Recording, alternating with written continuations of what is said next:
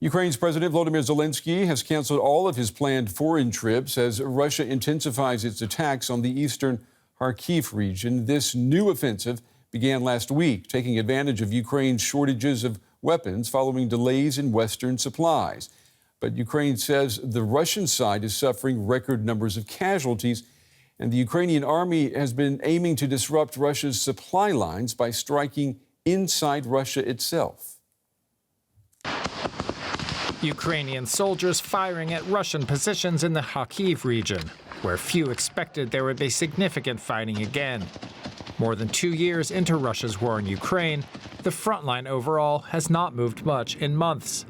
But last week, Russia opened a new front north of the city of Kharkiv, with an estimated 30,000 soldiers retaking some villages and bombarding the town of Vovchansk.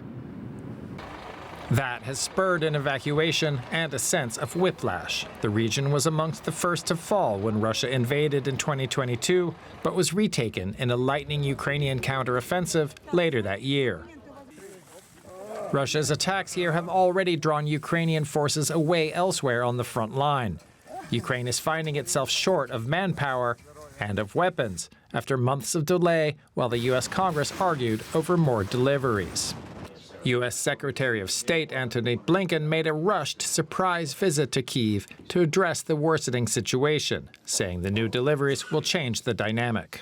We know this is a challenging time, but we also know that in the near term, the assistance is now on the way. Some of it's already arrived. More of it will be arriving. And that's going to make a real difference against the ongoing Russian aggression on the battlefield. Ukraine, meanwhile, says it needs more. Air defense, the biggest deficit for us. I think that the biggest problem, yes, and we need today 2 Petros for Kharkiv. One factor that could help Ukraine succeed is the increasing willingness of its supporters to allow attacks inside Russia to slow the flow of Russian military supplies and hinder advances.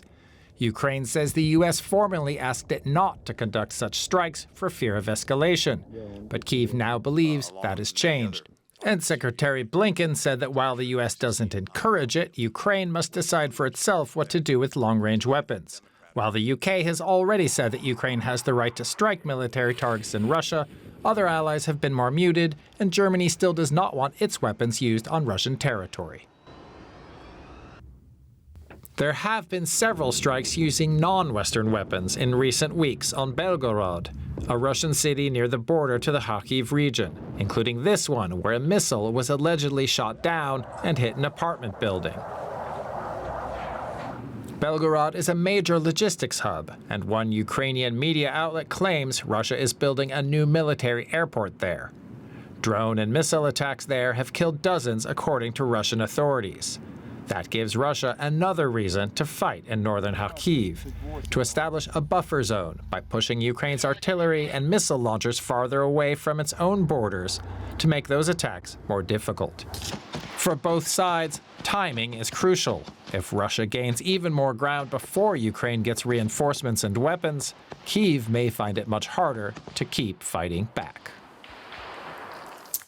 All right, I'm joined now from Washington by George Barros from the Institute for the Study of War. George, it's good to have you with us. Clear this up for us, if you would. Has the needle moved at all on U.S. policy concerning Ukraine striking Russian territory with U.S. weapons? Thank you very much for having me, Brent. As far as we can tell, no, the needle has not moved.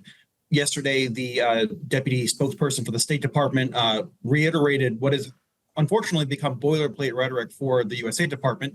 The U.S. government does not support the Ukrainians conducting attacks in Russian territory, and they usually add on, but it is ultimately the Ukrainians' decision. But the facts on the ground are that the Ukrainians, over the last 72 hours, have conducted numerous long-range artillery strikes against the Russian deep rear in Crimea, but they've not yet struck military assets in Belgorod. Okay, you say that's what's happening on the ground, and the official policy has not changed. The Ukrainians seem to be saying that the White House has been saying something different behind closed doors. I mean, have you heard anything to that extent? So far, not. And unfortunately, the facts on the ground are that the Russians have been able to amass up to 30 to 50,000 Russian troops on the other side of the international border.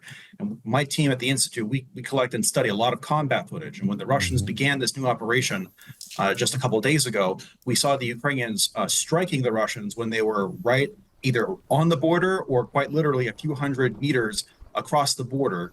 So we know that the Ukrainians could see them, but they're not engaging them and making a conscious decision to not engage them until after they cross the border. I suspect we will know that the policy has indeed changed, in fact, or at least behind the scenes, once we start seeing the Ukrainians interdicting Russian aircraft behind the lines, in Russian airspace, or we start seeing some deep strike fires into de jure Russian territory. Yeah, what seems certain is that Antony Blinken's words in Kyiv this week, they're being interpreted as a policy shift by Kyiv, at least. Do you think that we will now see the Ukrainian military targeting Russian territory with American weaponry? I don't think so. Not until we actually get the real policy change. I think that we'll probably in the near future see a demonstrative Ukrainian strike using the British Storm Shadow missiles now that the UK has officially announced that it is okay.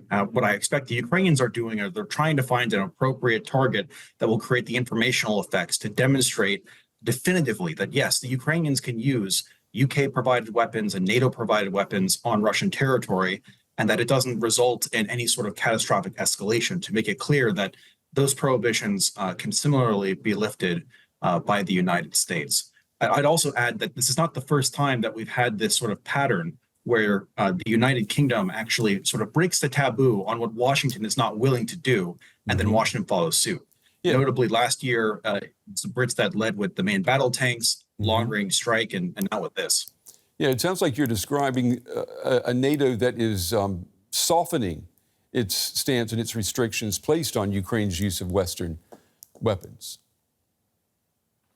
Absolutely. I think Europeans writ large understand the stakes better. They understand the military stakes better, and they understand that, Putin's red lines and his nuclear saber rattling, those are really hollow threats, because the Ukrainians in a variety of different ways have already contested many of those red lines and proven that the Russians are really trying to use threats to constrain our own decisions, so that the Russians are forcing us to have the Ukrainians fight the fight that the Russians would fight, rather than the fight that the Ukrainians need to fight to ensure their defense.